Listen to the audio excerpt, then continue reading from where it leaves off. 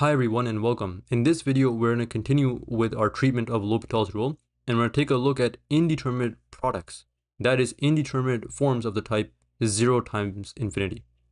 So to get started, let's suppose that you're working on a limit, the limit as x approaches c, of f of x times g of x. And what you find is that one of the functions is approaching 0, and then the other one is increasing in magnitude as you approach your limit point. Then it turns out that this is an indeterminate form of type 0 times infinity. Indeterminate form just means that the answer cannot be determined from the given form. You have to change the form. So let's first convince you of why this is indeterminate. To do that, let's take a look at these two examples down here. Let c be your favorite real number, and let's consider the limit as x approaches 0 of x squared times c divided by x squared. So you can think of this as f, and you can think of this as g. Then as you can see, as x approaches 0, f will approach 0, right? X squared will approach 0. And as x approaches 0, the g function will approach infinity because you're doing c divided by a very tiny positive number, so it's all going to approach infinity. So it is indeed of this form. Well, to evaluate this limit, we can sort of simplify. We can cancel out the x squareds, and you just get the limit as x approaches 0 of this constant. And the limit of a constant is just a constant. So what this shows is that the limit can be any number. So this is what we mean by indeterminate form. And in this other example over here, the limit as x approaches 1 from the right hand side, we have the first function f, which is just x minus 1, and g is just 1 over x minus 1 squared. So f approaches 0, and g over here is approaching infinity. To evaluate this limit, we cancel these factors, and we just get like a 1 over x minus 1. And so as you approach 1 from the right hand side, this will be a very tiny positive number. So 1 divided by a very tiny positive number, well, that's going to blow up to positive infinity. And so in this case, we have the same type of limit product, right? One of the terms is approaching 0, the other one is going to plus minus infinity. And this time the limit did not exist, right? It happened to be infinity. Again, this just shows that the type is 0 times infinity is indeterminate. Sometimes the answer may exist, sometimes the answer may not exist. And even when the answer does exist, it could be anything. Now, some things I would like to note here. So if you come across infinity times infinity, that is both your functions or they're both growing large in magnitude, infinity times infinity, well then it's not indeterminate. The answer is just going to be infinity. Now you can think of it as a big number times a big number is another big number. Similarly, if you have minus infinity times minus infinity, then the result will just be positive infinity.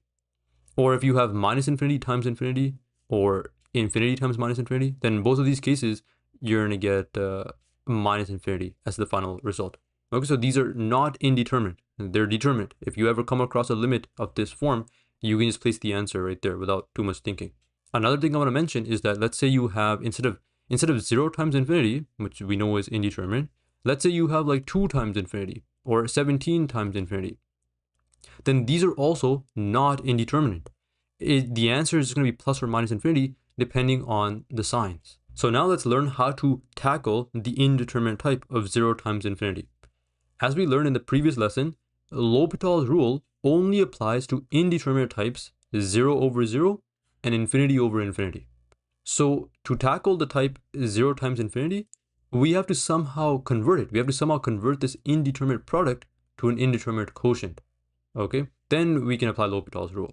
It doesn't apply directly, but if you're clever, you'll be able to apply it to this form. Now, how do we convert the form is the question. And it's actually pretty intuitive. Let's take a look. So let's say you're working on this limit, the limit as x approaches c of f of x times g of x. And one of them is approaching 0, and the other one is approaching plus or minus infinity as you approach this limit point. Then we can convert this indeterminate product into an indeterminate quotient like 0 over 0 or infinity over infinity by sort of flipping one of the functions. Let me show you what I mean. Let's say you have this product, f times g. Well, then what you could do is you can keep f there, and what you want to do is divide by 1 over g.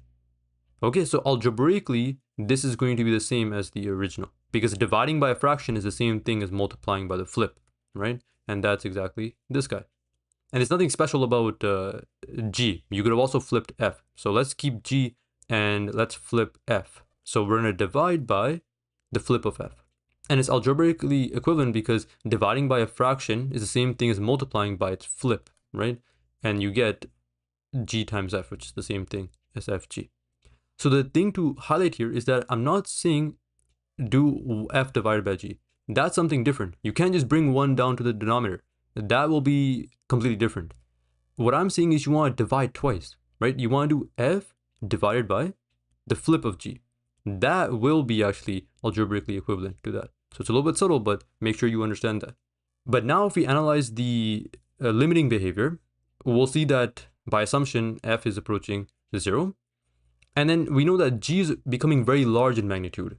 So 1 divided by a very large number, right, is going to approach 0. So this converts it into the form 0 over 0. Now on this other one, you have g on the top, so g will approach plus minus infinity. And on the bottom, we have that f approaches 0. So 1 divided by a very tiny number will approach plus minus infinity. So this converts it into infinity over infinity type. And that's the trick. You take this indeterminate product and you can convert it into an indeterminate quotient by sort of dividing by the flip of one of these functions. And if you're wondering, how do you know which option to choose? Well, that's a good question. You want to try to choose the option that leads to the simpler limit, because the next step will be to apply L'Hopital's rule to these forms, right? So you want to pick the one that sort of gives you the simpler limit and leads to simpler derivatives. If you have one that applies like chain rule and quotient rule, then you want to try to avoid that one and work with the other one that might be a little bit easier to differentiate. For the first example, we have the limit as x approaches 0 from the right-hand side of x times natural logarithm of x. So the first thing you should do is reason about what's happening as you approach this limiting point. Well, as x approaches 0, x will approach 0. And natural log of x is going to approach minus infinity. So we have 0 times minus infinity. So now we're going to convert it. So to convert it, I have to bring one of these down, right? I have to divide by the flip of one of these. And in this case, I'm going to choose to divide by 1 over x. And now as you can see, the top approaches minus infinity, and the bottom, we know that x approaches 0. Well, 1 divided by a very small number is going to approach infinity. So this is now infinity over infinity type. And so L'Hopital rule does apply. So let's go ahead and differentiate the top and bottom separately. The derivative of the top is just 1 over x.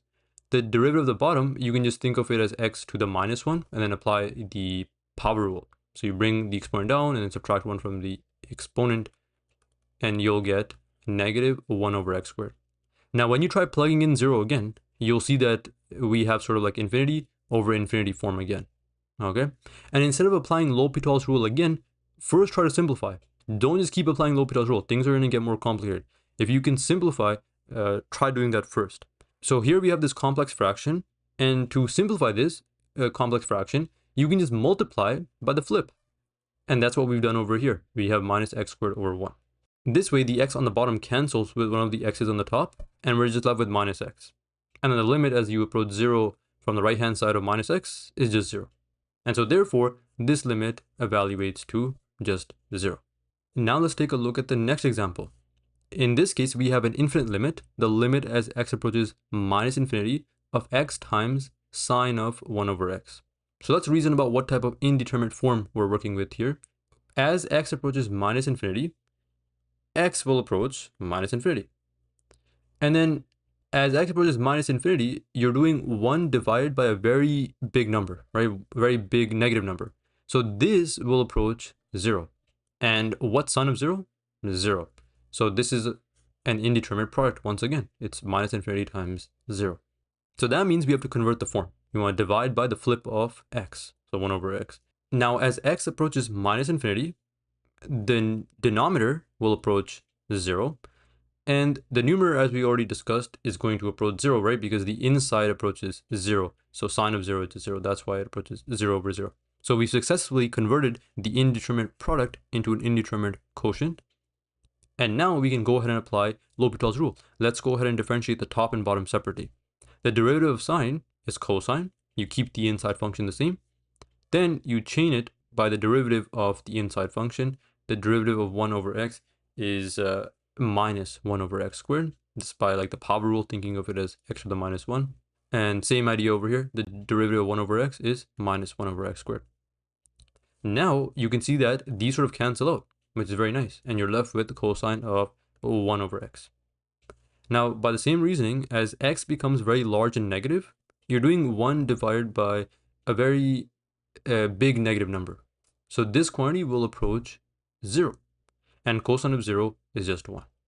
And so that means the original limit is also going to be 1 by L'Hopital's rule. Now let's take a look at the next example where we have the limit as x approaches pi over 2 of x minus pi over 2 in brackets times tangent of x. So we begin by reasoning with what type of indeterminate form we're working with, if any. When you plug in pi over 2, the first function is going to approach 0. And then what's tangent of pi over 2? Well, at pi over 2, tangent is going to have an asymptote because, tangent is sine over cos, and cosine of pi over 2 is 0. So that's like its asymptote.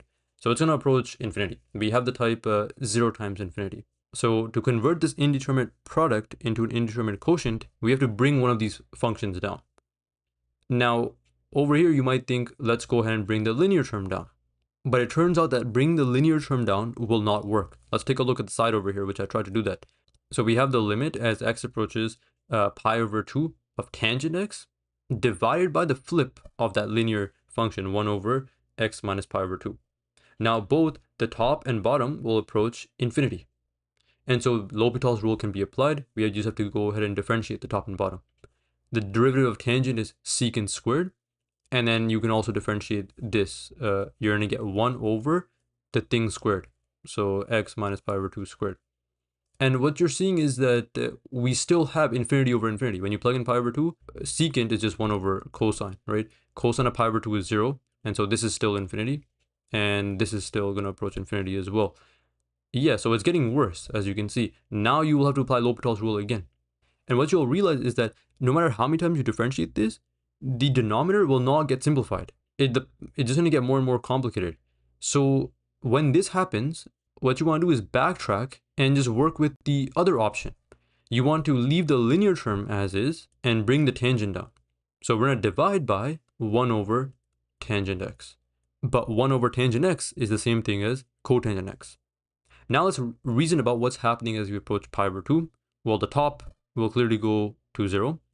And the bottom is also going to approach 0. This is because we discussed how tangent is approaching infinity. So 1 over a very big number is going to approach 0. That's why. So this is 0 over 0. Now let's go ahead and apply L'Hopital's rule. Let's go ahead and differentiate the top and bottom. The derivative of the top is very nice. It's just going to be 1. Right? It's a linear function. It differentiates the slope. Slope is just 1. And then the bottom, the derivative of cotangent, is negative cosecant squared x. Now we are going to sort of simplify this. 1 over cosecant squared x is the same thing as sine squared x. So I replace that over here, and the minus sign is still there. But this is no longer indeterminate. We can just go ahead and plug in pi over 2. Sine of pi over 2 is 1. 1 squared is still 1 with a negative sign. So the answer is negative 1. And so therefore, the original limit also evaluates to negative 1 by L'Hopital's rule. So that brings us to the end of today's video, in which we covered the indeterminate type 0 times infinity. And we saw how L'Hopital rule doesn't apply directly, but if you're a little bit clever and you manipulate the product function that you're working with, you can turn it into an indeterminate quotient and hence apply L'Hopital's rule. Now in the next video, we're going to take a look at indeterminate differences. And so I hope to see you then.